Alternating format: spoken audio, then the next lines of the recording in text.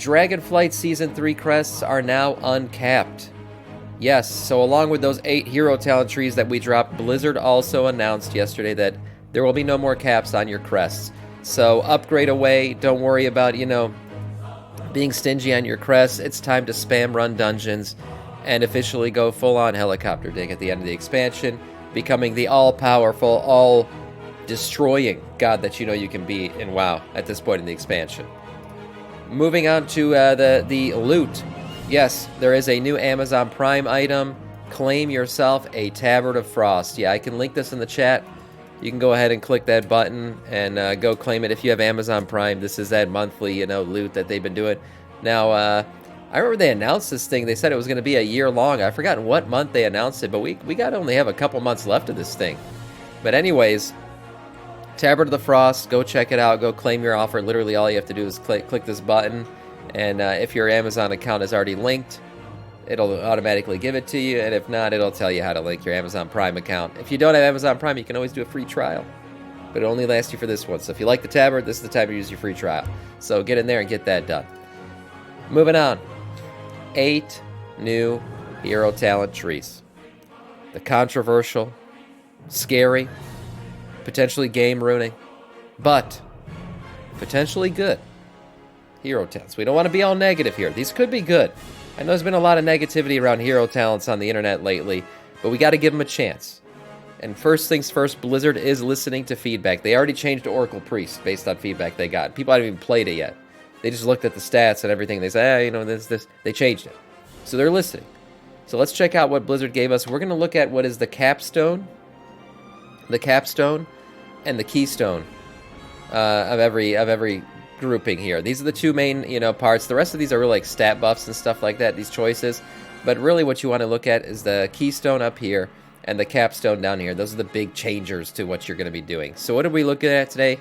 Druid, Elun's Chosen, Druid, Wildstalker, Evoker, Scale Commander, Paladin, Herald of the Sun, Paladin, Templar, Rogue, Trickster, Warlock, Diabolist, and Warrior, Colossus. Those are the 8 that were released yesterday. So let's check these things out and see how they look and, whether or not they're exciting or not. Here we go. First things first. Druids, Elun's Chosen. The Elun's Chosen tree for balance is for balance and Guardian Druids. The keystone here, or the keystone, I should say, is, so it changes based on whether or not you are balanced or Guardian. Full Moon's Call calls down 2 minor moons that deal astral damage and generates 3 astral power if you are a balanced druid. If you are Guardian, Lunar Beam now causes you to leech life to 10% of damage dealt to enemies within the beam. Damn, that's pretty good AoE. So these two are kind of, good buffs to AoE hits, it looks like. The Eternal Moon. If you are balanced, Full Moon gives you a new moon and a half moon, now also calls down 1 minor moon. If you are Guardian, Lunar Beam now increases mastery by an additional 8%, dealing 30% increased damage, and lasts 3 seconds longer. Damn, so that's like a little lust there you got. Now, so one thing people have been complaining about these is they feel like they're not really doing much. They're just kind of like stat buffs. They're a little bit boring, I guess. I don't know if I want anything that's game-breaking or, completely rotation-changing. So that's it for the Druid, Elun's Chosen. Some minor things, cool little buff there that makes it feel, I guess, more like a little lust. Okay, Druid, Wildstalker. This is the next one. We have, this is for Feral and Restoration Druids. We have Thriving Growth. Rip and Rake damage has a chance to cause Bloodseeker veins to grow on the victim, dealing bleeding damage over 6 seconds. Damn, it sounds like some kind of rogue ability or something, which I guess makes sense for Feral Druids. Wild Growth, Regrowth, and Effervescence have a chance to cause symbiotic blooms to grow on the target, healing over 6 seconds. Okay, so that's good for restoration. You get these little blooms that'll heal extra. Okay, so these are actually 2 abilities that seem to be additions to what you get on, not just stat buffs like the previous one we looked at. Let's look at the capstone here. Bloodseeker Vines, which was added in here. Bloodseeker Vines increase the damage your abilities deal to the affected enemies by 10%. Symbolic Bloom increases the healing spells effects by 8%. So, I guess this ends up being a bigger buff to these two new things, these blood veins and these blooms that grow on people for healing purposes. So this is actually more in-depth. Wildstalker seems like a cooler one than Elun's Chosen, I'm not going to lie. This one actually adds some neat abilities to your repertoire here. Moving on to Evoker Scale Commander.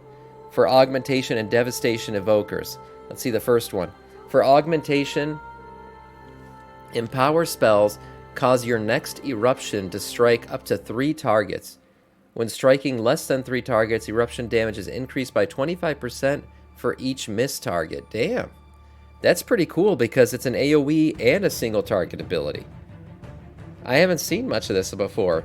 So if you're hitting multiple targets, it spreads the damage, but if you are only hitting a single target, it'll buff the damage based on how many single targets you missed. So if you're hitting 2, it'll buff it by 25. If you're hitting 1, it'll buff it by 50%. Damn, that's pretty cool. For Devastation, Empower spells cause your next Disintegrate to strike up to 3 targets. When striking less than 3 targets, okay, same thing, 25% buff for each missed target. So these are two buffs to Eruption and Disintegrate. So 2 buff, kind of like we talked about the first one here, where you're going to go ahead and not much added to your rotation, but buffs added to your rotation. Let's see what the capstone is. Maneuverability. Deep Breath and Breath of Eons can now be steered in your desired direction. In addition, Deep Breath and Breath of Eons burn targets for volcanic damage over 12 seconds. So it puts a little dot now. This is cool. So if you've seen Evokers before, do the little flying breath, dragon breath thing, now they can steer it. Oh, damn. This is pretty cool. This is nice for maybe Mythic Plus, to make sure you're hitting all the targets. Or even, it makes it even better for escapability purposes. I've seen people use it that way to get out of something. This is pretty cool. Maneuverability. So this one does actually add something. While the capstone's just a buff, this one actually... while the keystone is just a buff, the capstone here does actually add some cool new mechanical things here. Pretty cool. Paladin, Herald of the Sun. Holy and Retribution Paladins. Here we go. Let's see what the keystone is here. For Holy Prism causes your next 2 Holy Power spending abilities to create a sunspot on your target, dealing radiant damage and healing over 8 seconds. Damn. That's pretty cool. I wonder how the animation's going to look for this. This is neat. If like an actual beam of light comes down on the target, this would actually be something cool. Wake Up, for Retribution, Wake of Ashes causes your 2 Holy Power spending abilities to create a sunspot on your target, dealing radiant damage. So it's the same thing, but essentially it's going to give you damage instead of healing, which is fine and pretty cool. Again, if the animation is pretty cool for this, that'd be nice. So Paladins are getting a cool new proccing ability, essentially, for this. Both specializations, 10% of the sunspot damage and healing radiates to nearby allies or enemies, reduced beyond 5 targets. So really cool for Mythic Plus. Could also be utilized in raiding. This is neat.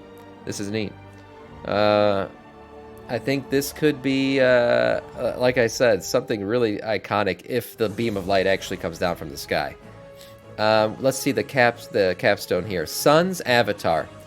During Avenging Wrath, you become linked to your sunspot, causing radiant damage to enemies or healing to allies that passes through the beam, reduced beyond 5 targets. Okay. Activating Avenging Wrath applies 4 sunspots onto nearby allies or enemies, increasing sunspot damage and healing by 20%. So now you get multiple sunspots. Okay. I see how that works. Yeah, so spreading the love here. This makes it even better for raiding, actually. Originally, this seemed like more of a Mythic Plus talent, but with this addition here, it becomes even better for raiding. So it looks like it'll go both ways. This will be a nice buff for people. Lego Quest is so grindy. You need 200 stuff from the Spirit. Oh, my God. Yeah, if only I had the Lego. That would be my problem to have, too. Paladin Templar. Templar tree is for Protection and Retribution Paladins, okay? Let's see the keystone here. Protection. Eye of Tyr is replaced by Hammer of Light for for 12 seconds after it casts. Okay, that's fine. Retribution. Wake of Ashes is replaced by Hammer of Light. Okay, what is the Hammer of Light? Let's see. Hammer down your enemy with the power of the light, dealing holy damage to the target and up to 4 nearby enemies. Additionally, calls down Emprin hammers from the sky to strike 3 nearby enemies for holy damage. Okay, so this is like an actual additional... This is a replacement ability. This is not an additional ability. This is replacing the Hammer of Light for these paladins. And it sounds cool. I wonder, what the animation is going to look like, kind of like what I said earlier about the other ability, the light ability. But this could be pretty cool. Hammer strike. I guess it depends on how much damage it's going to do. Holy damage is going to do. And it's dealing damage to multiple enemies. So, again, very good for Mythic Plus, probably. Oh, Big Brain? Yeah. Oh, you're talking about the Super Bloom event? Yeah, that thing's wild to do that for the Legendary. Okay, let's see what the capstone is. The keystone, I should say. Or capstone. Man, fucking this language. Light's Deliverance. You gain a stack of Light's Deliverance when you call down Emprin Hammer. Okay, at 50 stacks, casting Hammer of Light empowers you for 12 seconds to cast Hammer of Light an additional time for free. Okay, so it's a nice little proc. You get double Hammer of Light. Whatever this Hammer of Light is, sounds cool. I guess it depends on how the statistics play out in terms of whether or not it's actually good and this is a viable, this is something people are going to do. But I wonder, again, what the animation's going to look like. That'll really kind of make or break the class fantasy of this whole Hammer of Light thing. And you get 2 of them once you get this this capstone filled out here. Okay, Trickster Rogue. This is for Outlaw and Mr. Sub-Titty Rogues, yeah. Let's see. The keystone here, Unseen Blade. Fate now grants you 2 combo points and quickly slashes with an unseen blade, dealing damage to nearby enemies. Targets struck are phased for 5 seconds. Phased enemies take 5% more damage from you and cannot parry your attacks. Damn, this actually sounds good for PvP, too. So this could be cool for Mythic Plus as well, but for PvP, I mean, you're basically disabling people's ability to parry your attacks, plus you're doing additional damage. This sounds like a nice PvP boost here. Pretty cool. The next one, the capstone here, is Coup de Grace. For Outlaw, after 4 strikes of the Unseen Blade, which is the one we just talked about, your next dispatch will be performed as a Coup de Grace, dealing 40% increased damage if your primary target is phased, gaining 5 stacks of Flawless Form. Damn, so this whole thing really weakens your enemy, and then you could just, if you have this capstone, you could really pop off as an Outlaw Rogue on these guys. Let's see, for Sub-Titty, after 4 strikes with Unseen Blade, your next Eviscerate, or Black Powder will be performed as a Coup de Grace, dealing 40% damage if the primary target is phased. Yep, same thing. So if you basically... This is like a big damage boost / weakening ability to your enemies. That's what this does. Pretty cool. This one sounds neat. Again, a little blade, a little dagger to the back kind of while you're fighting thing. We know that Sub-Titty Rogue is actually the best rogue class right now, and it's actually the highest in terms of damage output in the game right now.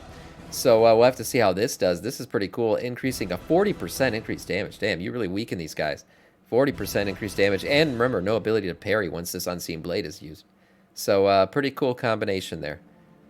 Diabolist Warlock. Destruction and Demonology. Warlocks can use this.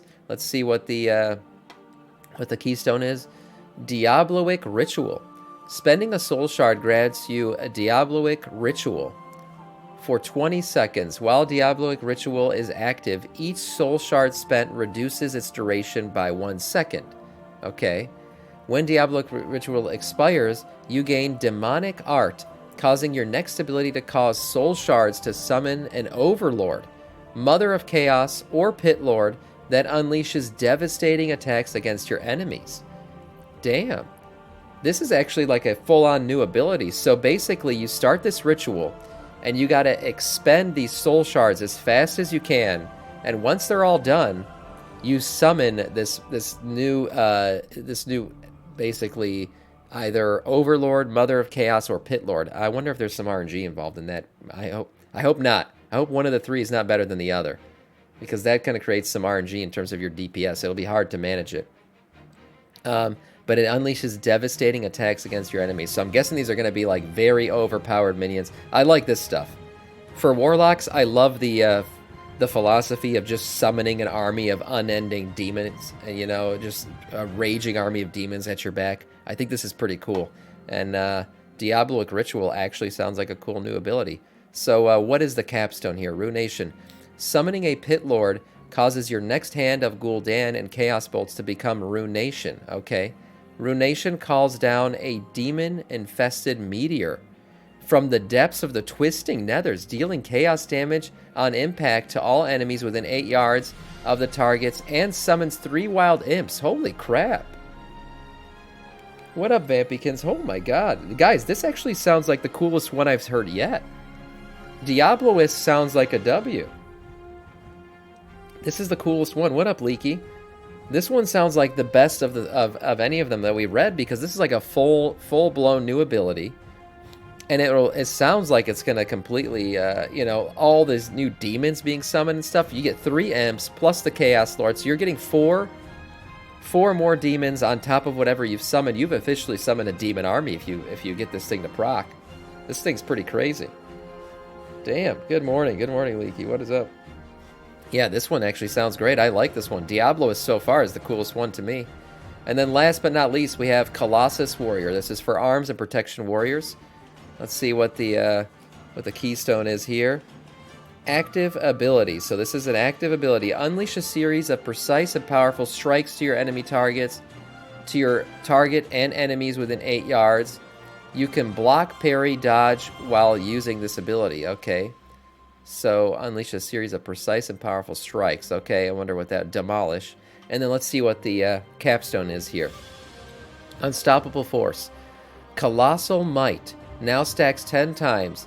If you would gain a stack of Colossal Might and are at a max of stacks, the cooldown of Demolish is reduced by 2 seconds. While channeling Demolish, you are grounded, making you immune to stuns and effects that move you. Interesting.